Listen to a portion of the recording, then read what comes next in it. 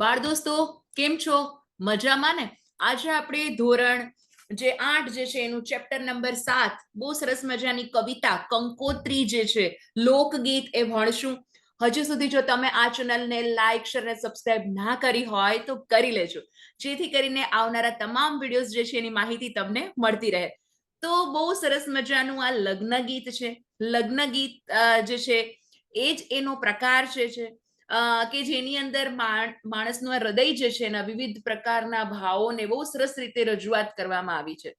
લગ્ન જ્યારે હોય ઓફકોર્સ ત્યારે અલગ અલગ વિધિ હોય હે ને, જેમ કે ઘણામાં મહેંદી છે, પછી હલ્દી છે હે ને, તો પછી સાંજી પણ હોય કે જેની અંદર આવી રીતે લગ્ન ગીતો ગવાતા હોય. અને કહેવાય ને કે જેની અંદર બહુ તળપદા શબ્દોની અંદર બહુ સરસ રીતે જે છે એ ગવાતું હોય. ફટાણા પણ હોય કે જેની અંદર એકબીજા જે વર પક્ષ વાળા જે છે કન્યા પક્ષ અને કન્યા પક્ષ વાળા વર પક્ષ વાળાને એ બંને જે છે એકબીજાને આમ ટોન્ટ મેણા ટોણા મારતા હોય. તો બહુ સરસ મજાનો માહોલ હોય, ઓફકોર્સ પોઝિટિવ. તો બહુ સરસ મજાની ગાઈ શકાય એવી આ કવિતા જે છે, લોકગીત જે છે, પહેલા તો આપણે ગાઈએ અને પછી સમજીએ. ઓકે, તો મારી સાથે ગાશો ને? તમે જ્યારે ગાઓ ને ત્યારે તમને એના ઉપરથી ઇનડાયરેક્ટ ફાયદા એ થાય કે તમને સમાનાર્થી, વિરોધી, લાઈક ક્વેશ્ચન આન્સર એ બધું જ આમ જણામ છે ને યાદ રહી જાય કે આવું છે આવું છે. એટલીસ્ટ એના કીવર્ડ્સ તો યાદ જ રહી જાય. અને ડાયરેક્ટ ફાયદો એ થાય કે તમને કવિતા યાદ હોય તો કાવ્ય પંક્તિ પૂર્ણ કરો પૂછાય ત્યારે તમને આરામથી એના 2 થી 3 માર્ક્સ હોય તો મળી જાય. તો આપણે ટાઈમ વેસ્ટ કર્યા વગર કવિતા શરૂ કરીએ. બહુ સરસ મજાનું લગ્ન ગીત છે એને. તો મારી સાથે ગાશો ને? મને કોમેન્ટ બોક્સમાં જણાવજો કેવું લાગ્યું. ઓકે. કંકુ છાટી કંકોતરી મોકલો, કેસર છાટી કંકોતરી મોકલો, એમાં લખો મારી બેની બાના નામ, માણિક સ્તંભ રોપિયો, એની જગામાં મળે નહીં જોડ, કંકોતરી મોકલો.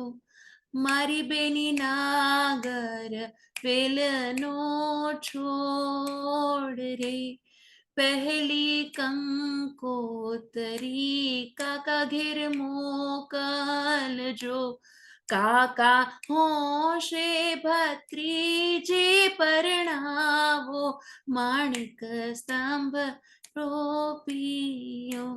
કંકુ છાંટી કંકોતરી મોકલો, કેસર છાંટી કંકોતરી મોકલો, બીજી કંકોતરી મામા ઘેર મોકલો, મામા હોશે મોશાળું લઈ આવો, મામા હોશે મોશાળું લઈ આવો.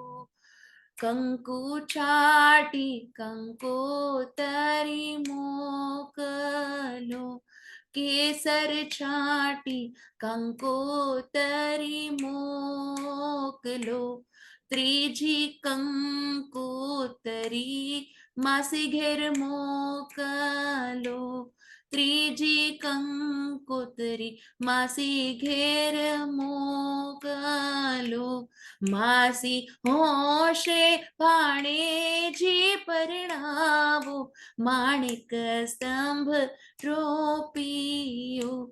કંકુ છાટી કંકોતરી મોકલો, કેસર છાટી કંકોતરી મોકલો, એમાં લખો મારી બેની બાના નામ, માણિક સ્તંભ રોપિયો. છે ને સરસ મજાનું લગ્ન ગીત. આમ ફિલિંગ્સ, વાઇબ્સ કહેવાય ને, હેશટેગ વાઇબ્સ હે ને, એવા આવે કે વાવ સરસ. લાઈક તો અહીંયા શું કહેવામાં આવે છે કે લગ્ન ગીત છે તો તમને ખબર પડી ગઈ.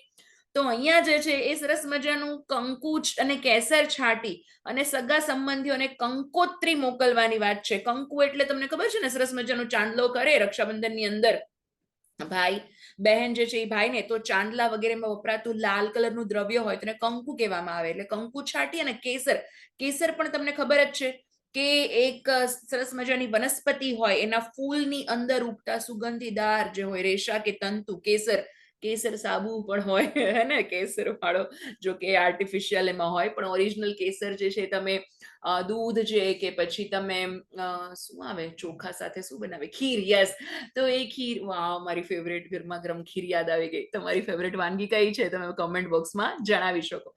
તમને એમ થાય મેમ કોમેન્ટ બોક્સમાં કેમ પૂછે, પણ એમ લાઈક રહીને ક્લાસ જેવો માહોલ હે ને, એટલે ગમે. તો અહીંયા જે છે કંકુ અને કેસર તો આ રીતે છાંટી અને કંકોત્રી જે છે મોકલો. કંકોત્રી એટલે લગ્ન હોય, કેવા સરસ મજાનો પ્રસંગ હોય શુભ, તો એની માટેની આમંત્રણ પત્રિકા કહેવાય ને, ઇન્વિટેશન કાર્ડ ઇન શોર્ટ તમારા ઇંગ્લિશમાં કહીએ તો એ કંકોત્રી જે છે એની ઉપર આવું કરવાનું છે, જેમાં લખો મારા બેની બાના નામ, માણેક સ્તંભ રોપ્યો. એટલે મારા બેની બાજના લગ્ન જે છે એ કેવા છે, તો કે એકદમ મોંઘેરા છે. મારી બેની બા એમાં લખો મારી બેની બાના નામ, એને એ જે છે એ રોપ્યો, જેની જગમાં મળે નહીં જોડ. જગમાં જોડ ન મળે એટલે તો કે એકદમ જેની જગતમાં આખા વિશ્વમાં મતલબ જગમાં એની બીજી જોડ એના જેવું કોઈ મળવું મુશ્કેલ છે. અમારા બેનીબા એવા જ કેવા છે, તો કે અજોડ છે. પછી શું છે, તો અહીંયા મારી બેની નાગરવેલનો છોડ, કેવી છે મારી બેની, કેવી છે, તો એના લક્ષણો દર્શાવ્યા. નાગરવેલના છોડ જે છે સરસ મજાના કુમાશથી ભરેલા છે, એવા મારા બેની જે છે એના નામ જે છે એ લખો, કુમકુમ પત્રિકામાં લખજો. કેમાં લખો, એમાં પત્રિકામાં લખજો, કારણ કે એમના લગ્ન જે છે એના ટાણે મંડપ માટે શું રોપાયો છે, તો કે માણેક થંભ. લગ્ન વખતે જ્યારે મંડપ માટે રોપાતો થંભ હોય એને માણેક થંભ કહેવામાં આવે. તો માણેક થંભ રોપાઈ ગયો છે ભાઈ, તો કંકોત્રી મોકલવાનું શરૂ કરો. તો પહેલી કંકોત્રી કોને કહે છે, પહેલી કંકોત્રી કાકા ઘેર મોકલો. તો પહેલી કંકોત્રી જે છે, પહેલું ઇન્વિટેશન જે છે એ કાકાના ઘરે મોકલવાની વાત કરી છે. મને પણ મારા કાકા બહુ વાલા છે, હા, તો મારા મતલબ તો કાકાના ઘરે મોકલો. અને શું કહે છે કે કાકાને કહેણ મોકલવામાં આવ્યું છે કે કાકા હોશે ભત્રીજીને પરણાવો.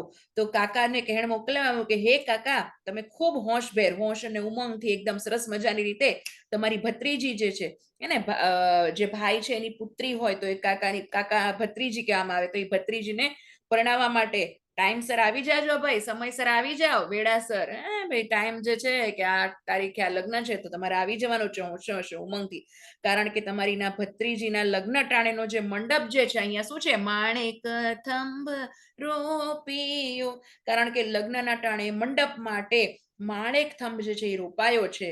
અને કંકુ છાટી કંકોત્રી મોકલો, કેસર છાટી કંકોત્રી મોકલો, એટલે કે કંકુ અને કેસર છાટી અને આ રીતે કંકોત્રી મોકલવાની છે. તો પેલી કંકોત્રી કોને મોકલવાની છે, કાકાને. હવે બીજી કંકોત્રી, બીજી કંકોત્રી મામા ઘેર મોકલો. તો અહીંયા બીજી કંકોત્રી મામાના ઘરે મોકલવાની વાત કીધી છે. મામા ઓફકોર્સ આપણી મમ્મીનો ભાઈ હોય અને મામા કહેવામાં આવે, તો મામાના ઘરે મોકલવાની છે. અને મામાને શું કહેણ મોકલવામાં આવ્યું કે મામા હોશે મોસાળો લઈ આવો, માણેક થંભ રોપિયો. કે ભાઈ લગ્ન ટાણે જે તમારે કહેવાય ને કે મોસાળું એટલે કે મામેરું હોય, મા બાપ તરફથી જે દીકરી હોય એના લગ્ન વખતે જે રીત અપનાવવામાં આવે કે ભાઈ આટલું આટલું દેવાનું છે, તો એ મોસાળું એને કહેવાય, રાઈટ.